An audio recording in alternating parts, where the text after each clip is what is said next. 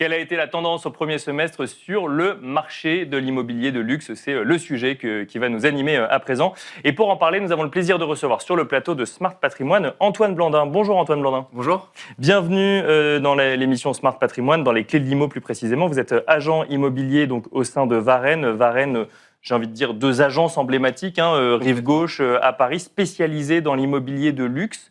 Quand on suit le marché immobilier dans son ensemble, depuis la reprise post-Covid, on a l'impression que l'immobilier de luxe est moins traversé par les mêmes dynamiques que l'immobilier classique, que ce soit en matière de évolution des prix, de coût du financement ou autre. Comment est-ce que vous avez vécu, vous, chez Varenne, ce premier semestre de l'année 2025 ? Alors plutôt bien, c'est-à-dire qu'on a une réelle reprise du marché, donc c'est plutôt positif. D'accord. Effectivement, par rapport au marché classique, on a quand même une autre clientèle, c'est une autre dynamique. Avec, par exemple, chez Varenne, par rapport à l'année dernière, on a plus 35%, D'accord. ce qui est quand même très intéressant. Ça veut dire que vous aviez vécu quand même une sorte de recul ou de tassement l'année dernière. Exactement. Là, on se rend compte qu'on fait plus de visites, on a plus d'acquéreurs. On a fait aussi des très belles transactions sur des actifs assez précis. Et donc ça prouve qu'il y a un redynamisme du marché. Parce qu'en 2024, alors pour comprendre la dynamique en 2025, en 2024, vous avez vécu quoi ? Un sujet coût du crédit aussi dans l'immobilier de luxe, comme dans le reste de l'immobilier ou Pas vraiment, c'est-à-dire que le coût du crédit n'est pas vraiment un frein dans l'immobilier de luxe, même si ça peut l'être. Non, c'était un marché un peu attentiste où les gens attendaient un peu de savoir ce qu'il allait se passer, avec peut-être un budget un peu moins gros à allouer à ce type d'actif, chose qu'on retrouve moins cette année. Alors il faut faire attention. On a quand même une restructuration des prix sur des biens avec défaut, c'est-à-dire que c'est pas parce que c'est l'immobilier de prestige que tout part à n'importe quel prix. D'accord. Il y a du défaut dans l'immobilier de luxe aussi ? On peut trouver du défaut dans l'immobilier de prestige. Non, mais ça peut être un appartement en étage élevé sans ascenseur, ça peut être un plan un peu particulier qui fait que si on ne se repositionne pas, ça ne se vend pas. Donc voilà, c'est quand même à nuancer. Et après, ça reste toujours...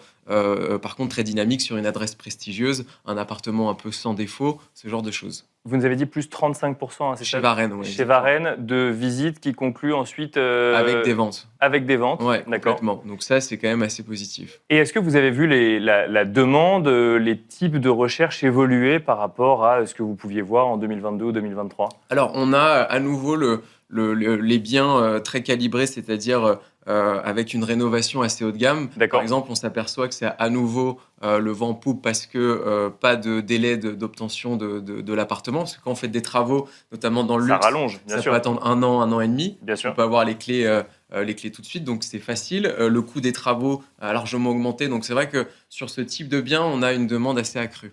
D'accord, ça veut dire que là où avant on pouvait avoir envie de refaire un bien immobilier à son goût, là aujourd'hui on préfère se dire qu'on a envie d'y rentrer tout de suite et de ne pas subir des évolutions éventuelles de coûts de matériaux ou tout simplement les délais. Complètement. Et alors après on a quand même, pour nuancer, une clientèle qui elle est à la recherche de biens à rénover. D'accord. Mais c'est vrai que maintenant les gens vont avoir leur architecte.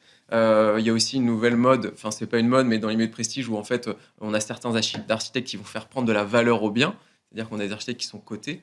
Et donc, du coup, on peut faire appel à ces gens-là qui font que l'appartement peut prendre de la valeur. Donc, on a deux types de clients. Mais la majorité, par exemple, c'est vrai qu'une clientèle étrangère va préférer avoir un appartement complètement rénové et pouvoir en bénéficier rapidement. D'accord. Donc là, même sur ce deuxième type de clientèle, on est même dans la recherche du coût immobilier. C'est-à-dire qu'on achète un bien et ensuite, on va faire venir l'architecte dont le simple nom et le travail, évidemment, va faire prendre de la valeur potentiellement, au bien. Exactement. D'accord. Vous nous avez parlé tout à l'heure d'adresses prestigieuses. C'est vrai qu'on peut se poser la question, si on prend l'exemple de Paris, mais il n'y a évidemment pas que de l'immobilier de luxe à Paris, mais ça veut dire quoi, immobilier de prestige ou immobilier de luxe ? C'est d'abord une adresse, d'abord un quartier ? Ça peut être dans tous les quartiers selon la typologie du bien immobilier. Qu'est-ce qui définit immobilier de prestige ? C'est une bonne question. En fait, ça regroupe plusieurs choses. Ça peut être effectivement une adresse prestigieuse, que tout le monde connaît. Ça peut être aussi la rénovation d'un bien. D'accord. Mais c'est vrai que généralement, ça il faut un peu avoir le combo des deux, c'est-à-dire une adresse prestigieuse, un bien prestigieux, une vue En fait, ça peut être plein de choses. Ça peut être une vue exceptionnelle, ça peut être la rénovation, l'emplacement. C'est ça un peu qui fait l'immobilier de prestige. C'est pas forcément les très grandes surfaces. C'est ce que j'allais dire. Il n'y a pas une surface minimum pour rentrer dans l'immobilier de prestige. Un studio, un 20 mètres carrés, s'il est très bien refait, très bien placé, ça peut éventuellement rentrer dedans. Alors on peut. Alors nous, on n'est pas fermé à un type de superficie. C'est-à-dire qu'effectivement, on peut prendre un 20 mètres carrés, même si c'est vrai que c'est plus rare. Mais là, on avait en estimation, il y a très peu de temps, un petit 40 mètres carrés, rue de la Paix, avec une vue sur la place Vendôme. Bon, ça fait partie, c'est un petit appartement. Ouais. Voilà, il faut être sur la place Vendôme. Ça reste la place Vendôme quand même. Donc voilà, c'est ça un peu l'immobilier de prestige, mais c'est surtout une vue, un emplacement, c'est ce genre de choses. Alors, je sais que vous ne pourrez pas forcément répondre à cette question, mais ça coûte combien l'immobilier de luxe au mètre carré? Est-ce que vous constatez une baisse des prix, par exemple, ce qui aurait eu comme incidence de voir un peu plus de transactions, par exemple, début 2025 par rapport aux années précédentes? En fait, c'est un peu ce que je disais au début, c'est-à-dire qu'on a une baisse des prix sur des biens un peu avec défaut. Par exemple, pour vous donner un exemple, on a vendu un appartement rue des Saints-Pères qui avait une valorisation un peu généreuse au début. Baisse de 230 000 euros, et là il est parti au prix. C'était un 4e étage sans ascenseur, c'était le principal frein lors des visites. Donc voilà, sur des biens comme ça, on a une restructuration, donc une baisse des prix. Et par contre, sur notamment les hôtels particuliers, si vous avez un hôtel particulier avec un extérieur, on peut dépasser les 30 000 euros du mètre carré assez facilement. Dans l'immobilier de luxe, la typologie des vendeurs, c'est plutôt des gens qui sont ouverts à la négociation ou au contraire des gens qui ont le temps et ne sont pas dans la nécessité de vendre, ce qui rend les délais de vente un petit peu plus longs?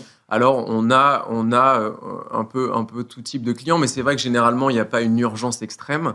C'est vrai qu'on n'est pas dans un besoin primaire. C'est vrai que quand vous avez déjà un hôtel particulier avec un nombre de chambres important, s'il n'y a pas un nombre de chambres exact et que vous avez le temps, on n'est pas non plus à un mois près. Donc ça dépend vraiment du client. Maintenant, les gens, quand ils décident de mettre en vente, c'est qu'ils ont un réel projet de vente, soit racheter plus petit pour avoir une résidence ailleurs, soit parce qu'ils changent de quartier.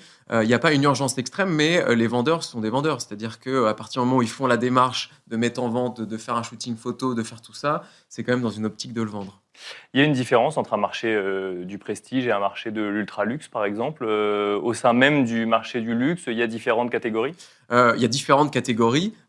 Effectivement, le marché, par exemple, de l'hôtel particulier, vous savez qu'un hôtel particulier, maintenant, en monopropriété à Paris, s'arrache à des prix assez records. Là, c'est vrai que c'est complètement un autre marché, mais qui est très dynamique pour le coup, parce qu'en fait, il y a plutôt plus de demandeurs que d'actifs. On est quand même sur une pénurie de l'offre sur un hôtel particulier avec extérieur. Donc là, on a vraiment un effet de rareté. Et là, ça va chercher quoi, dans les 5-10 millions d'euros 5-10 millions d'euros, 20, 30. Ah oui, d'accord. Oui, tout dépend après de l'hôtel particulier. Tout dépend de l'hôtel particulier, tout dépend de l'emplacement. C'est vrai que si vous prenez un hôtel particulier dans le 6e, 7e, c'est vrai que la valeur du bien va être assez grosse, mais parce que aussi c'est très grand. Bien sûr. Non plus, il faut nuancer. C'est-à-dire qu'on peut avoir plus de 400, 500 mètres carrés, 600 mètres carrés. Donc forcément, avec un prix au mètre carré à 30 000 euros, vous faites le calcul, ça va tout de suite dans des prix assez élevés, donc c'est un peu ça.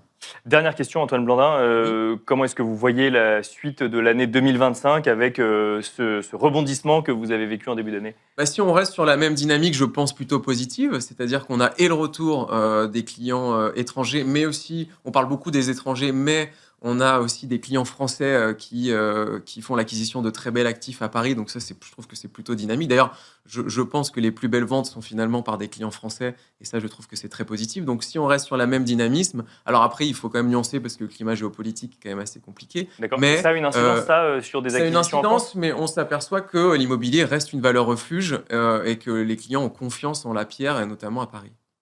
Merci beaucoup Antoine Blandin. Merci à vous de m'avoir invité. Merci, je rappelle que vous êtes agent immobilier donc chez Varenne. Merci à vous également et on se retrouve tout de suite dans Enjeu Patrimoine.